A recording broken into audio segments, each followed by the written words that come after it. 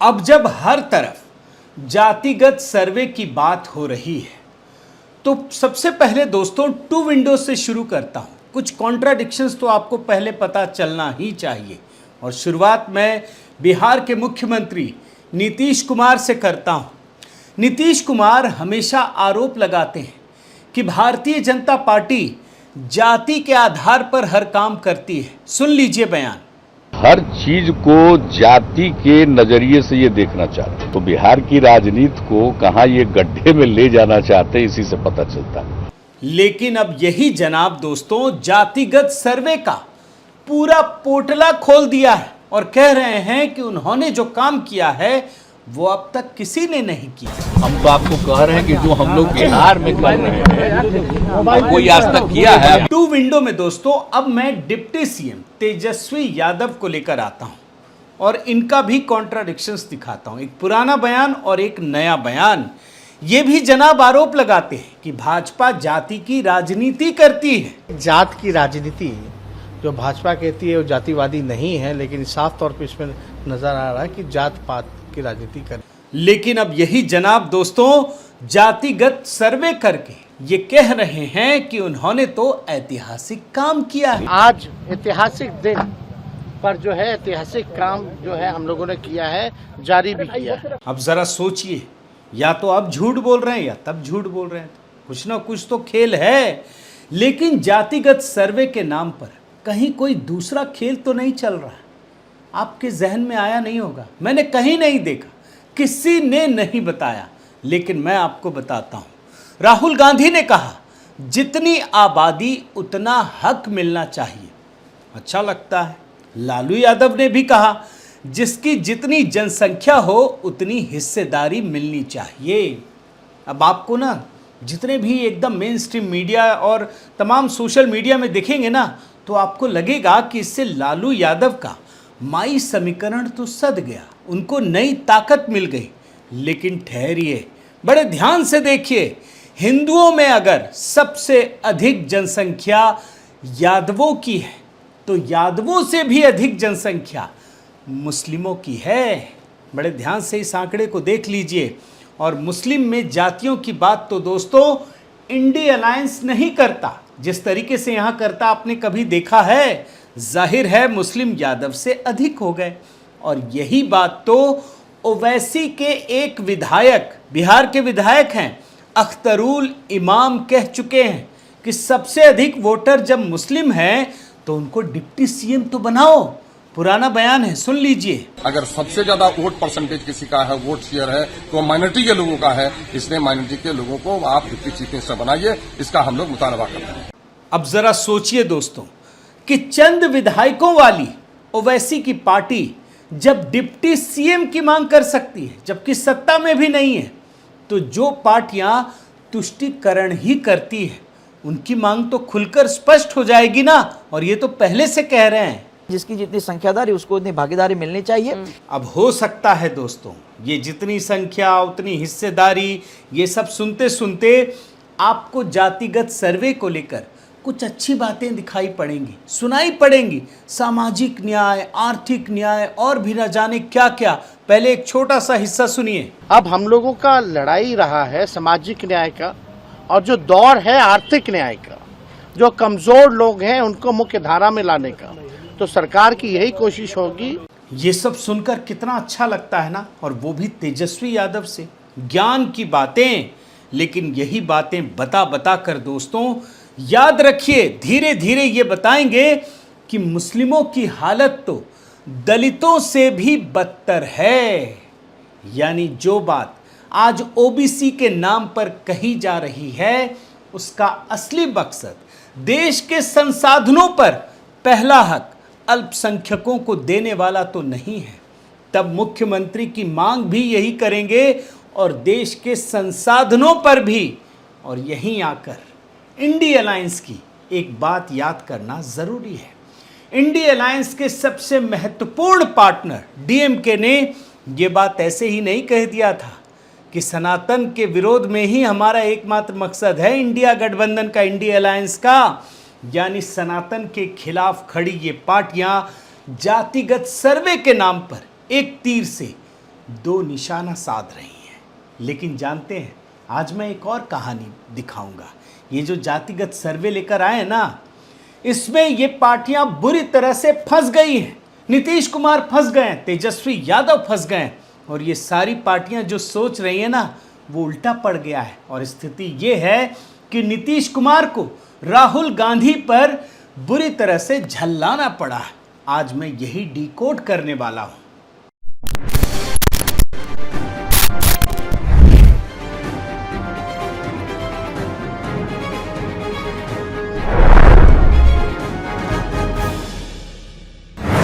साथियों नमस्कार, मैं हरिश्चंद्र बर्णवाल।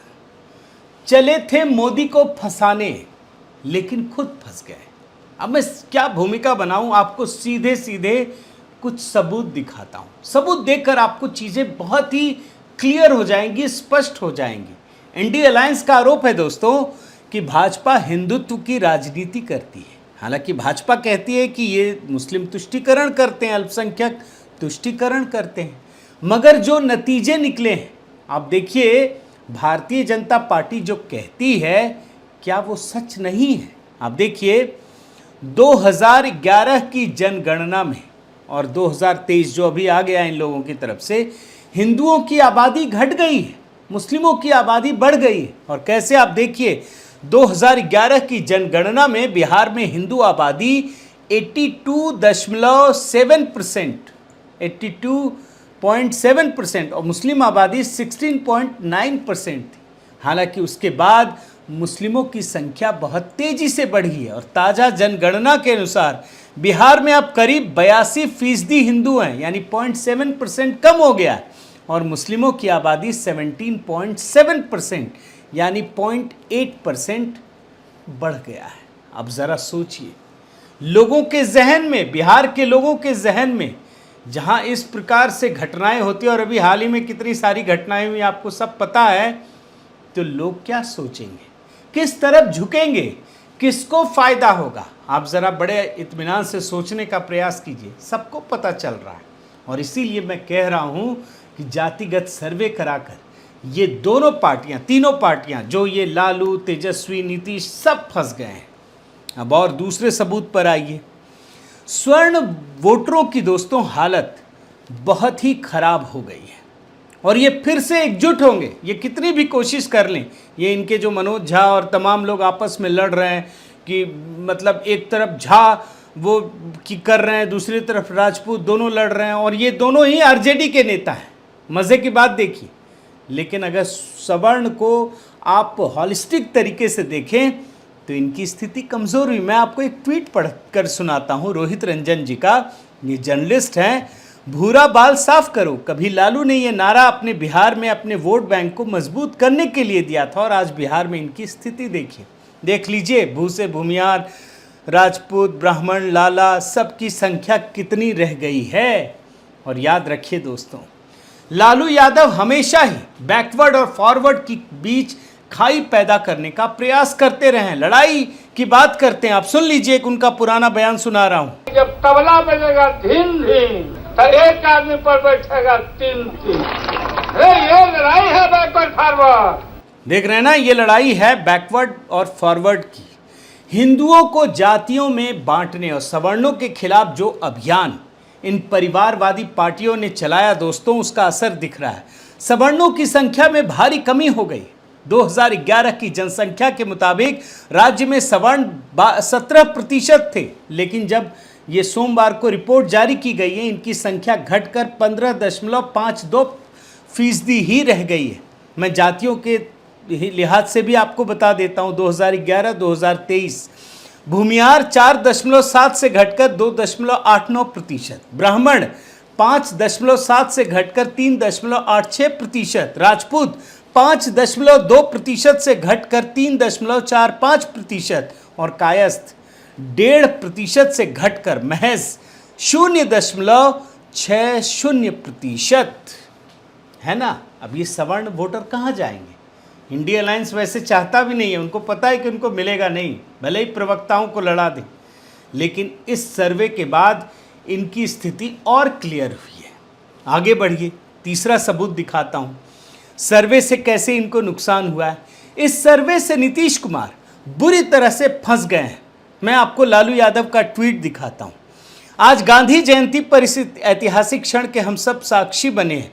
बीजेपी की अनेक साजिशों, कानूनी अड़चनों, ब्ला ब्ला ब्ला, ये तो जो लिख रहे हैं आप देख ही लीजिए, आगे बढ़िए। सरकार को अब सुनिश्चित करना चाहिए कि जिसकी जितनी संख्या उसकी उतनी हिस्सेदारी हो। इसको एक नए एंगल से दिखाया था, अब आपको मैं नीतीश के लिहाज से इसको दिखा रहा हूं।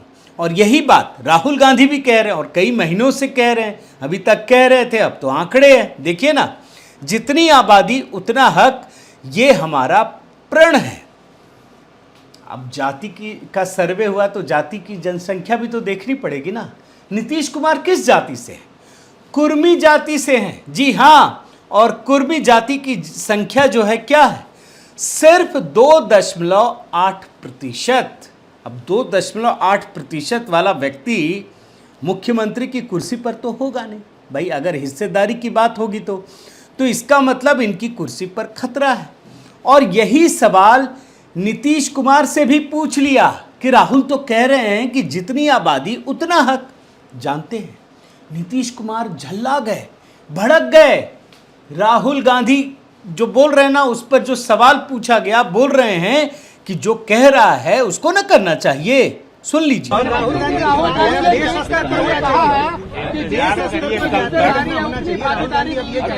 करना ना चाहिए। देख रहे हैं ना, यानी इंडिया अलायंस की जो फूट है वो और गहरा गई है। अब मैं आपको चौथा सबूत दिखाता हूं, कैसे इंडिया अलायंस को नुकसान पहुंच रहा है।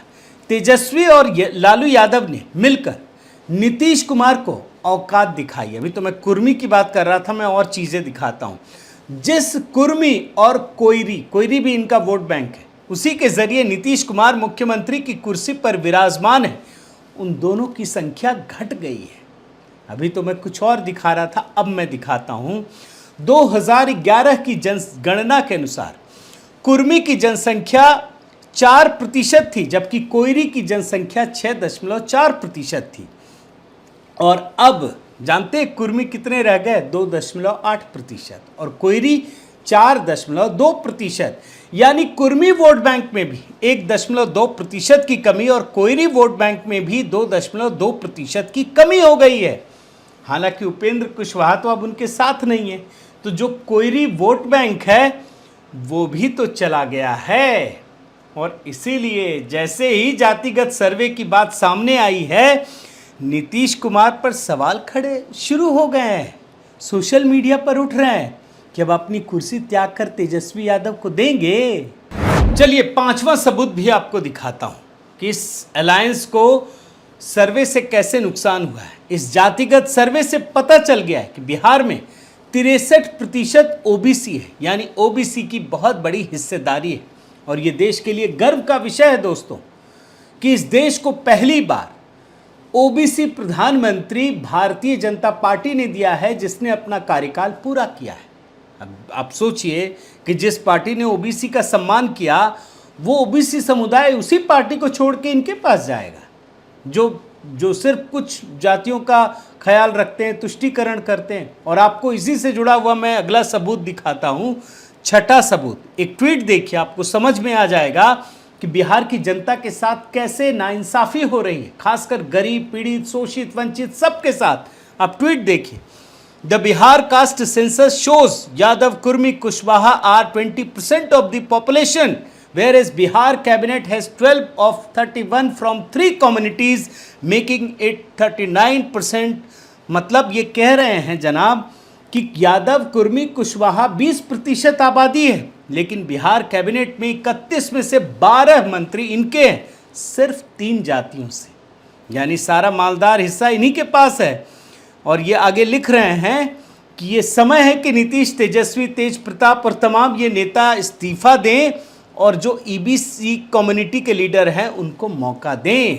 इसमें एक और बात लिखी हुई है कि यादव जो जाति है, जातिगत सर्वे की बात कर रहा हूं, सिर्फ 4 मंत्री होने चाहिए आबादी के अनुसार, लेकिन इनके 7 मंत्री मालदार पोस्ट पर है, मलाईदार पोस्ट पे है ना। नुकसान की बात बाकी जातियों को पता चल रहा है ना। आगे बढ़िए। 7वां सबूत, इस सर्वे से कैसे नुकसान हो रहा है। जातिगत सर्वे कराकर इन लोगों ने बिहार का ही नुकसान किया। ये ट्वीट देखिए, इसमें कह रहे हैं कि 13 करोड़ आबादी बिहार की हो गई है इस सर्वे के मुताबिक। इसका मतलब है कि महाराष्ट्र से भी इनकी आबादी ज़्यादा हो गई है। और इन्होंने अब जीएसटी रेवेन्यू कलेक्शन का डेटा दिया है, ये सितंबर का ही है लेटेस्ट। और जानते हैं, ये लिख रहे हैं कि महाराष्ट्र में प्रति व्यक्ति 2000 रुपये प्रति महीना जीएसटी दिया जा रहा है और बिहार सिर्फ 100 रुपये, सिर्फ 100 रुपये। आप सोचिए, कल्पना कीजिए, जिसकी जितनी हिस्सेदारी भागीदारी यही सब बता रहे हैं ना, आप 100 ही रुपया दे रहे हैं और महाराष्ट्र के लोग 2000 रुपया दे रहे हैं। अब जो बिहार के लिए विशेष दर्जे की मांग होती है वो तो कमज़ोर हुई ना। झगड़ा भी बढ़ाने का प्रयास हुआ है कि भाई आप तो कुछ दे ही नहीं रहे हैं। और आप देखिए, ये राज्य ऐसा बना दिया इन लोगों ने कि यहाँ पर जो जीएसटी कलेक्शन है वो माइनस हो गया है, -5%। Population 13 crore, GST collection 1397 crore और रेवेन्यू ग्रोथ 5%, मतलब माइनस में है। तो कुल मिलाकर दोस्तों, भोजपुरी में एक कहावत है और प्रधानमंत्री मोदी ने एक बार संसद के पटल पर ही कहा था, न खेलब न खेले देव, खेलबे बिगाड़ब। इसीलिए दोस्तों, बिहार में ये खेल चल रहा है। इनको पता चल गया है कि जो सियासी युद्ध ये लड़ रहे हैं वो हार चुके हैं। तो हारने के बाद युद्ध के मैदान से, सियासी युद्ध के मैदान से जब ये वापस लौट रहे हैं तो इनकी इच्छा है कि जितना खराब किया जा सके खराब कर दो। जाति में लड़ा दो, राज्यों को लड़ा दो, संप्रदाय में लड़ा दो, यही खेल चल रहा है। और इसीलिए आप देखिए, कभी ये रामचरितमानस के नाम पे लड़ाई झगड़ा करवाते हैं, कभी दूसरी बात कहते हैं, कभी हिंदू सनातन धर्म के बारे में अपशब्द कहते हैं, कभी जातियों में आपस में लड़ाते हैं, जो अभी हाल ही में हुआ था, ठाकुर और राजपूत और ब्राह्मण, ये सारी चीज़ें की थी। तो कुल मिलाकर दोस्तों, इनको ये लग रहा है कि जातिगत सर्वे कराकर इन लोगों ने बड़ा काम कर लिया है। लेकिन यकीन मानिए, आने वाला समय, और बिहार की जनता इस समय बड़ी जागरूक है और मुझे लगता है कि जब ये चुनाव होगा ना, तो एक एक चीज़ का वो हिसाब चुकता करेगी, वोट के माध्यम से इन्हें बताएगी। लोकसभा में तो कर चुके हैं, इसी आरजेडी के पास एक भी सांसद नहीं है, लेकिन आने वाले चुनाव में इससे भी अगर इनको बुरा परिणाम झेलना पड़े तो आश्चर्य मत कीजिएगा। बहुत बहुत धन्यवाद। आपसे निवेदन है साथियों कि आप मेरे इस चैनल को ज़रूर सब्सक्राइब कीजिए, लाइक कीजिए, शेयर कीजिए, कमेंट कीजिए और इस बेल आइकन को प्रेस करना मत भूलिएगा। नमस्कार।